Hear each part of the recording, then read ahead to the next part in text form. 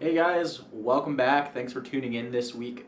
It is rainy, so today we are going to do a little bike review of my Yeti SB130. Stay tuned.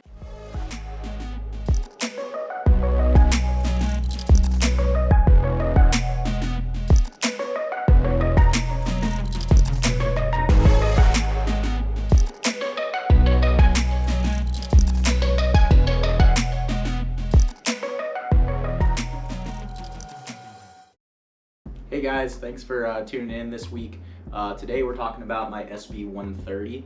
I got this bike close to when it came out back in September of 2018. They released the X01 Turk build first, and then about 6 weeks later, they released the GX, which is the cheaper build. This is the first bike I've ever purchased new, and it's been super good to me. This bike has 130 out back, and stock comes with a 150 fork. I kind of switched that up a little bit. I changed the airshaft in this 36 to a 160 mil instead of 150, and that's about as much as you can go travel wise on this fork. If you want to bump it up to anything above 160, you have to change your uppers just because these stanchion tubes are not long enough. But yeah, I didn't do anything to the rear.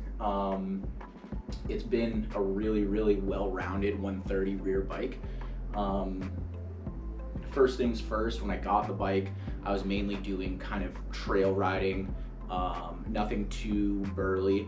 And then this summer, I moved out to Colorado, worked at Trestle Bike Park out there, so I was riding bike park pretty consistently, every day on lunch breaks, going for park laps, etc. And that's kind of what inspired tossing a little bit more travel on that front, just to keep the hands a little bit healthier when you're riding bike park and tons of braking bumps day in and day out. And while I was at it, when I pulled the lowers off, I was pretty curious about those push ultra low friction seals. So I picked up some of those and tossed those in there. And also when I did the fork overhaul, I used the Maxima oil, just kind of switching it up, trying new things. And so far it's been really awesome. I did that, let's see, that would have been about July. So I've been running that for a few months, and the fork has been feeling really good. So I mean, if you have to service your fork anyways, I would recommend giving those push seals a try. They're a couple bucks more than the OEM seals, and if you're bringing your fork in to get serviced by your local bike shop, they could definitely order a set of those seals for you. So it's a good cheap upgrade to pretty much any of these modern forks. So that's been super cool. I did kind of play with volume spacers, as you should when you get a new bike. So I went the second to largest volume spacer in the rear, and then I just have two of the 36 volume spacers in the front. I'm a pretty big dude. I don't ride super hard, but I'm just a bigger dude, and I need that kind of progressivity in my suspension. But I mean, I'm a Fox guy. I really like the Fox stuff. It feels pretty natural to me because I've been riding it for a little while, and I kind of know how to tune it, how to find my rebound. If you're a RockShox guy, cool. You just kind of got to learn your suspension and learn how to get it set up the most beneficial to your riding style. So yeah, a few other things I added to this bike after I got it. I really like this Deity stuff. I've been running it on my bikes for a little while, and when you get a new bike, it's always going to come set up with some cheap set of bars, stem, depending on the brand, and everyone kind of has their cockpit feel that they like. Some people like longer stems, shorter stems, wider bars, narrower bars, different back sweep bars, different rise bars, whatever it might be. And I just kind of have really been liking the Deity bar and stem combo. It just has kind of the right back sweep and rise for me. So I tossed the Brennan Fairclaw signature Deity bars on there. I cut them down. They came at 800. I cut them down to 790, just a smidge shorter than stock. Deity Knuckle Duster grips, the Deity Copperhead stem. Stuff has been running really well. If you're all interested in these custom looking decals, you can get them over at Fanatic Bike Co. Super cool online business that does a lot of custom bike builds, and therefore they have a lot of really cool decal stuff. So if you're looking to spend a few bucks and spice up your ride, that's a really cool spot. But that's pretty much all I did to the bike. Let's just kind of get into what this bike is all about. So the SB130 it's a Yeti, and what that means is Yeti bikes are built as race bikes. That's where their roots come from, and therefore it has to be ridden as such. So when I first got the bike, it took me a few weeks to really figure out how to ride this bike. And I don't mean I was falling over and stuff, but just with this geometry and the way these bikes feel and perform, you really gotta be attacking with this bike.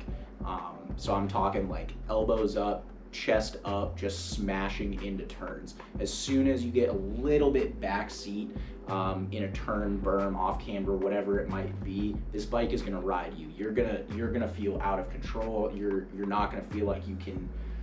You're riding the bike. The bike's riding you. That's just how it goes, and that's a race bike. If you're not the type of rider that likes to attack and just gets on your bike and wants to smash through turns, go fast, this might not be the best bike for you. It's a great bike, don't get me wrong, but it needs to be ridden a certain way. With that said, because it is kind of a race themed bike, because that's Yeti's roots, it's a pretty long bike. What that means is on tight switchbacks and techie climbs, there is a bit more wheelbase and a bit more bike to handle. And so it's really not going to excel in those slow speed, tight, techie stuff. It can totally do medium and higher speed technical stuff with tons of ease. But that's just not where it's going to excel. With that said, because it's so long, it's going to give you a ton of stability at speed, and that's super, super awesome. Anything where the speeds are high, this bike just crushes it. It's super, super awesome. And as far as at speed, it's the most composed 130 bike I've ridden. To start with, climbing, this bike climbs really, really well. This Switch Infinity link back here just keeps that rear super, super stiff as far as the rider input. But when there is trail input, so impacts coming up from the trail, not down from the rider, it really softens up. And yeah, it's definitely the best climbing bike I've ridden as far as just the stiffness and feedback you get from putting energy directly to the pedals like the bike wants to go. Super, super awesome. Descending, bike does really, really good at high speeds. As soon as the speeds slow down, it's not gonna be the best bike. It's not bad by any means, but there are better bikes for medium and slow speed tech that are shorter wheelbase, more maneuverable, and any type of rider can ride them. So to wrap things up on this bike, overall, who is this bike for? Well, this bike is for someone who rides trails fast and hard. Some of that is really going to come down to what are your local trails like. Out here in St. George, we do have fast trails, but we also have a ton of super slow speed, techie mesa style rides. And so you really have to look at the type of trails you're riding, and if, you know, wide open, flowy, etc. is going to be what you have near you, this bike is going to be absolutely perfect for you. If you know you're a racer and you're looking for a more trail style bike, you don't want to be pedaling your enduro bike all around, you're trying to put in some miles, also great bike for you. We're going to talk a little bit about pricing. Is this bike worth it? All that fun stuff. For those of you guys who aren't super familiar with how much these bikes go for, hold on to your hats because this is not cheap. This bike retails for $5,400. The build as I have it, the GX build, not including any of these upgrades I did to it, just stock from your local Yeti dealer. Is that worth it? So in order to decide that, we kind of have to look at some other bikes with similar build kits in its class. So if we compare it to, say, the Evil Offering, that's going to be a 140 mil front and rear bike, carbon frame.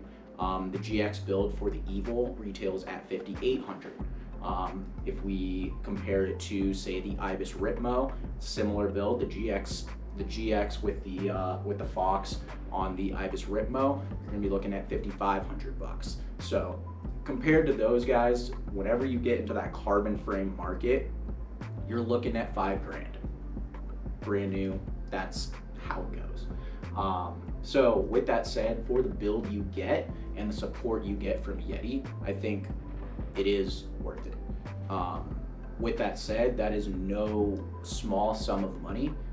Because these have been out for about a year now, if you're looking for a bike like this, you can definitely start scouring Craigslist, Pink Bike, all that fun stuff to pick up a used one in super good condition for a fair bit below that.